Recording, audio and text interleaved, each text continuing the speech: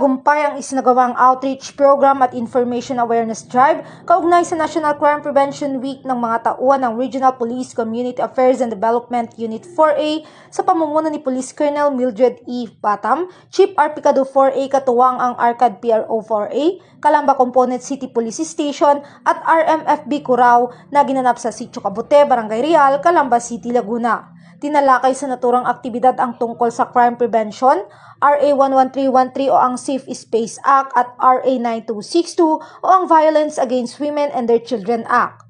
Mahigit kumulang 250 residente ang nakatanggap ng food packs. Lubos naman ang pasasalamat ng mga ito sa ating kapulisan. Maraming salamat po sa kapulisan na nagbigay ng programa dito para naliwanagan po ang aking mga kabarangay dito sa Sitio Cabute. At salamat din po sa mga tulong na binigay ninyo sa mga tao dito sa amin. Thank you po sa Philippine National Police. Maraming salamat po. Sana po marami pa po kayo matulungan ang ibang tao. Thank you po.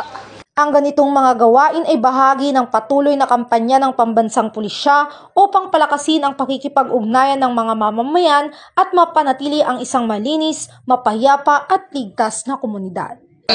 Mula dito sa Sitio Cabute, Barangay Real, Calamba City, Laguna, ako ang inyong Police News Network Correspondent, Patrol Woman Priscel May T. Urbano, alagad ng batas, tagataguyod ng balitang pulis.